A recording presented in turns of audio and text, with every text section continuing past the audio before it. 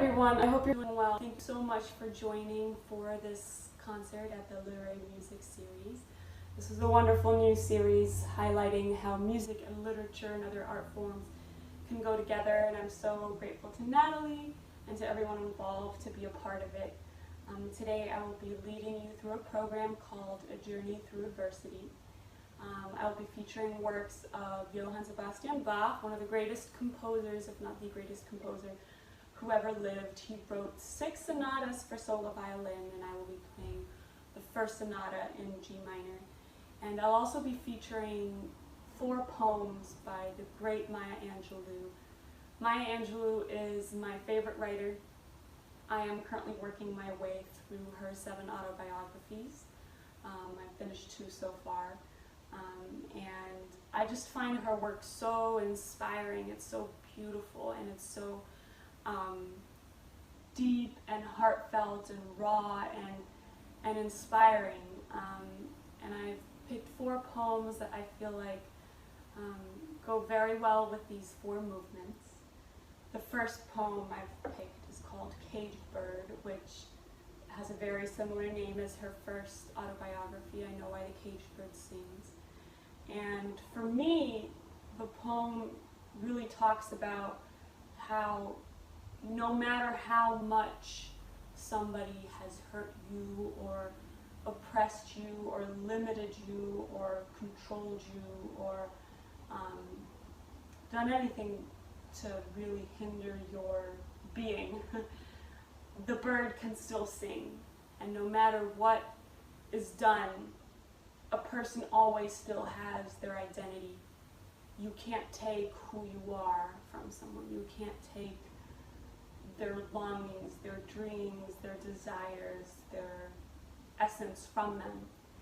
And for me, the poem and the first movement of Bach, which is the Adagio, goes so well together because for me, this first movement really has its rhythmic structure and its harmonic structure, but within that structure there's so much improvisation and spontaneous thought, and it kind of reminds me, I feel like it's an analogy for the poem, because in both, you have this structure and you have this idea of who somebody needs to be, but within that they can experiment, and the bird sings through every embellishment. And back then in the Baroque, a lot of people improvised a lot, something that sadly isn't as common anymore. And Bach actually wrote the improvisations into the music, but it sounds like somebody, has this song that they're playing, but they're improvising through it. And it reminds me of the bird, because the bird is also in this structure that they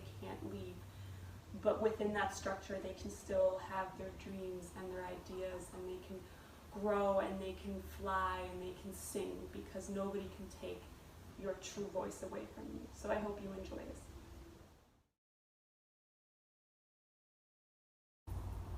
Caged Bird by Maya Angelou. A free bird leaps on the back of the wind and floats downstream till the current ends, and dips his wing in the orange sun rays and dares to claim the sky. But a bird that stalks down his narrow cage can seldom see through his bars of rage. His wings are clipped and his feet are tied, so he opens his throat to sing. The caged bird sings with a fearful trill of things unknown but longed for still, and his tune is heard on the distant hill, for the caged bird sings of freedom. The free bird thinks of another breeze, and the trade winds soft through the sighing trees, and the fat worms waiting on a dawn-bright lawn, and he names the sky his own. But a caged bird stands on the grave of dreams, his shadow shouts on a nightmare scream. His wings are clipped and his feet are tied, so he opens his throat to sing. The caged bird sings with a fearful trill of things unknown but longed for still, and his tune is heard on the distant hill, for the caged bird sings of freedom. freedom.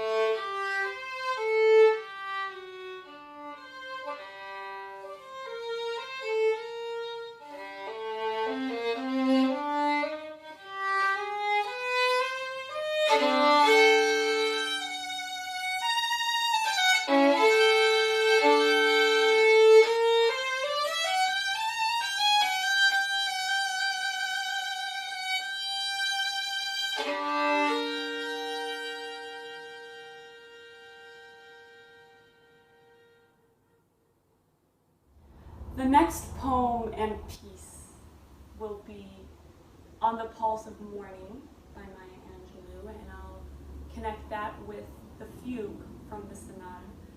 On the Pulse of Morning really goes through the history of our country. You know, she starts with how the earth developed, how the nature developed, and she goes through all of history of our nation. And actually this poem was recited at the inauguration of Bill Clinton, and she was the first poet since Robert Frost at Kennedy's inauguration who recited her work at an inauguration.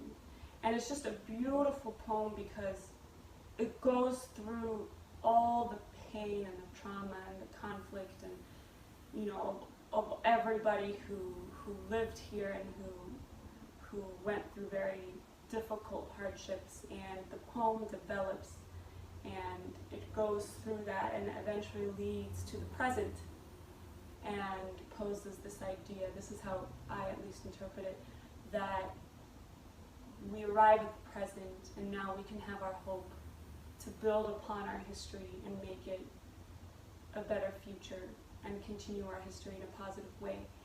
And I just feel like it matches so well to the fugue, because the fugue of any, Baroque or any work, you always have a theme, and that theme develops, and composers, especially Bach, do all these fancy things to the theme. They turn it upside down, they do it backwards, they add voices, they add counterpoint, and one and the same theme, and you'll hear it throughout the work, it's always the same rhythmic theme, but it develops and it changes and it grows and it finally resolves at the end. So I feel like it's the same process. The way that the poem develops the history of our country, the fugue develops the history of this theme. And so I'm going to do the same thing that I did before, which is recite the poem and go straight into the fugue. I hope you enjoy it.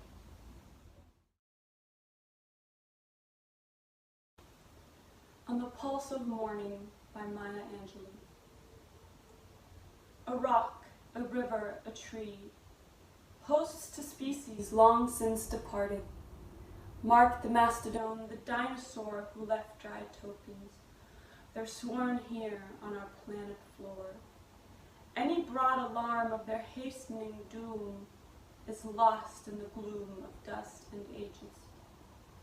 But today, the rock cries out to us, clearly, forcefully. Come, you may stand upon my back and face your distant destiny. But seek no haven in my shadow. I will give you no more hiding place down here. You, created only a little lower than, the angels have crouched too long in the bruising darkness, have lain too long face down in ignorance, your mouths spilling words, armed for slaughter. The rock cries out today, you may stand on me, but do not hide your face. Across the wall of the world, a river sings a beautiful song. Come rest here by my side. Each of you, a bordered country, delicate and strangely made proud, yet thrusting perpetually under siege. Your armed struggles for profit have left collars of waste upon my shore, currents of debris upon my breast. Yet today I'll call you to my riverside. If you will study war no more, come. Clad in peace, and I will sing the songs the Creator gave to me when I and the tree and the stone were one. Before cynicism was a bloody sear across your brow, and when you yet knew, you still knew nothing. The river sings and sings on. There is a true yearning to respond to the singing river and the wise rock. So say the Asian, the Hispanic, the Jew, the African and Native American, the Sioux, the Catholic, the Muslim, the French, the Greek, the Irish, the rabbi, the priest, the sheikh, the gay, the straight, the preacher, the privileged, the homeless teacher. They hear, they all hear the speaking of the tree. Today, the first and last of every tree speaks to humankind. Come to me, here beside the river. Plant yourself beside me, here beside the river. Each of you, descendant of some past, on traveler has been paid for. You, who gave me my first name, you, Pawnee, Apache, and Seneca, you, Cherokee Nation, who rested with me, then forced on bloody feet, left me to the employment of other seekers, desperate for gain, starving for gold. You, the Turk, the Swede, the German, the Scot, you, the Ashanti, the Yoruba, the Kru, bought, sold, stolen, arriving on a nightmare, praying for a dream. Here, root yourselves beside me. I am the tree planted by the river. which will not be moved. I, the rock, I, the river, I, the tree. I am yours, your passages have been paid. Lift up your faces, you have a piercing need. For this bright morning dawning for you, history, despite its wrenching pain, cannot be unlived, and if faced with courage, need not be lived again. Lift up your eyes upon the day breaking for you. Give birth again to the dream. Women, children, men, take it into the palms of your hands. Mold it into the shape of your most private need. Sculpt it into the image of your most public self. Lift up your hearts. Each new hour holds new chances for new beginnings. Do not be wedded forever to fear, yoked eternally to brutishness. The horizon leans forward, offering you space to place new steps of change. Here, on the pulse of this fine day, you may have the courage to look up and out upon me. The rock, the river, the tree, your country, no less to meet us than the medicament, no less to you now than the mastodon then. Here on the pulse of this new day, you may have the grace to look up and out, and into your sister's eyes, into your brother's face, your country, and say simply, very simply, with hope, good morning.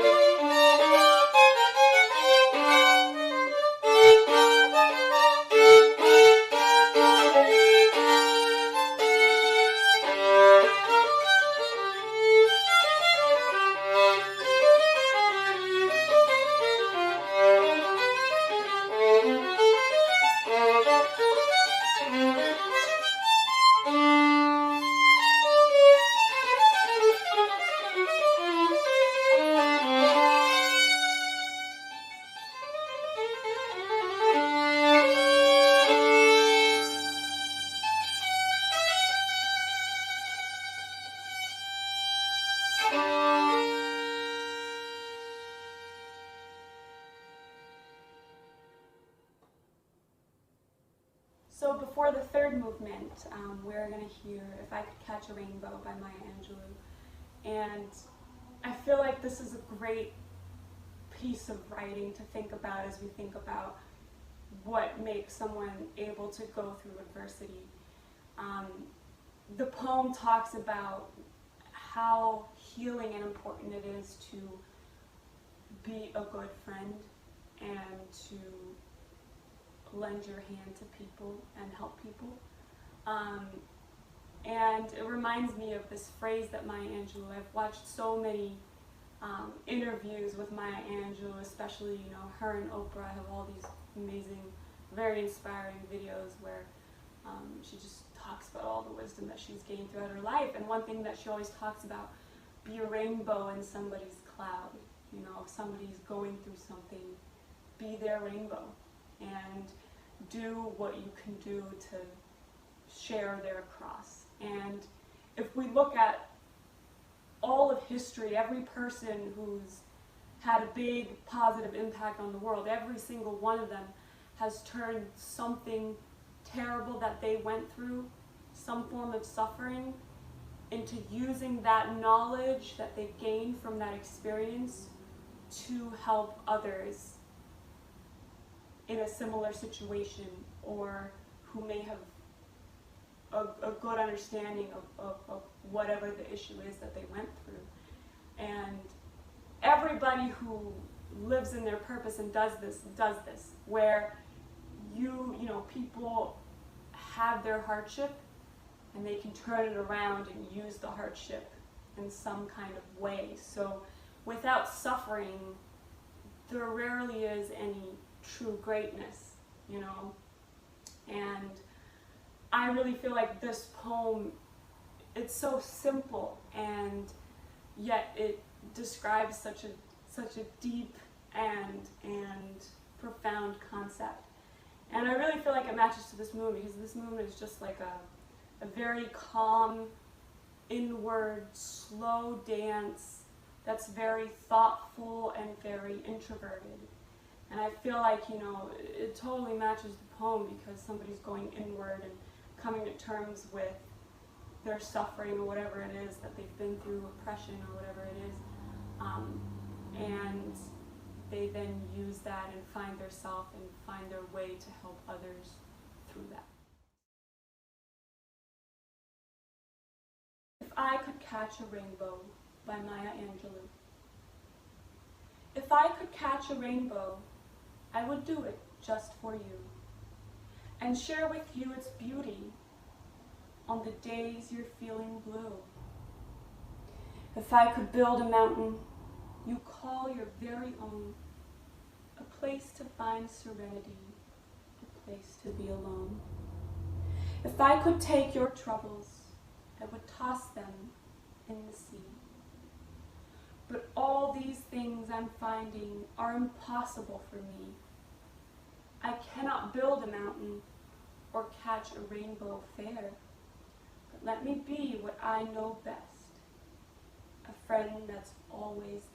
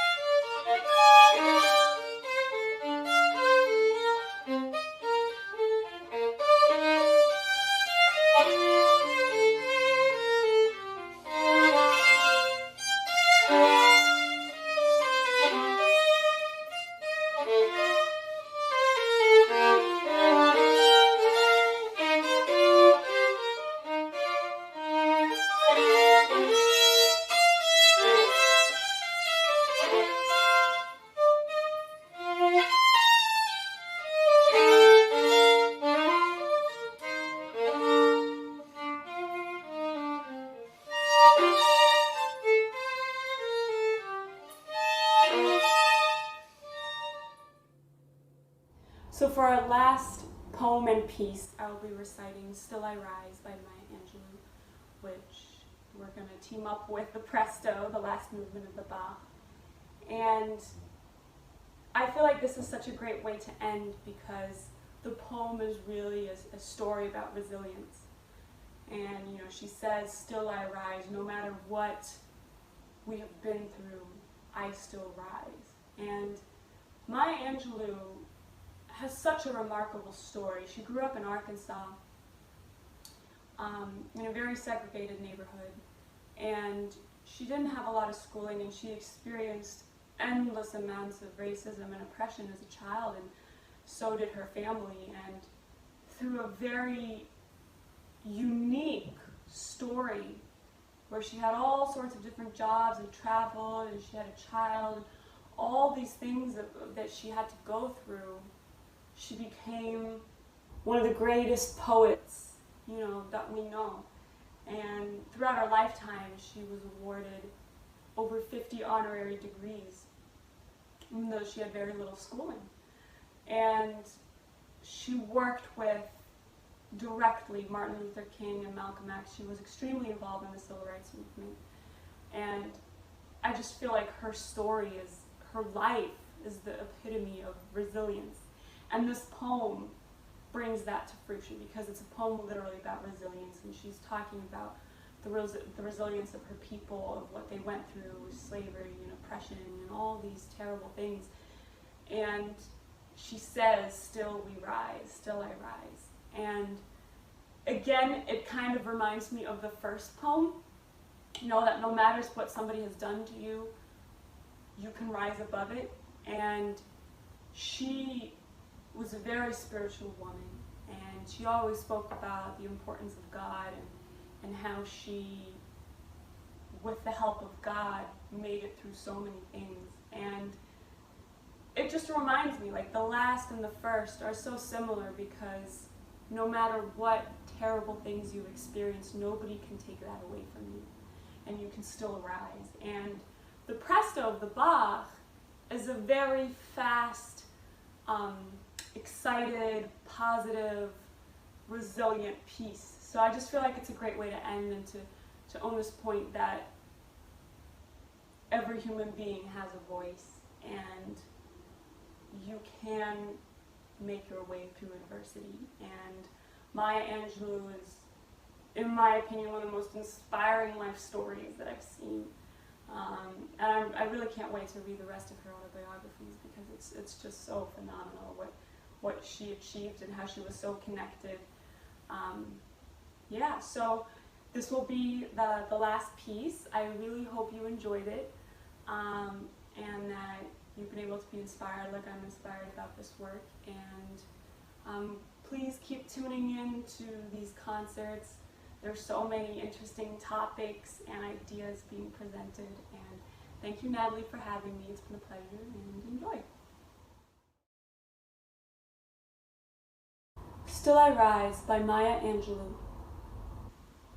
You may write me down in history with your bitter, twisted lies. You may trod me in the very dirt, but still like dust I'll rise. Does my sassiness upset you? Why are you beset with gloom? 'Cause I walk like I've got oil wells pumping in my living room. Just like moons and like suns, with the certainty of tides, just like hope springing high, still I'll rise. Did you want to see me broken, bowed head and lowered eyes, shoulders falling down like teardrops, weakened by my soulful cries?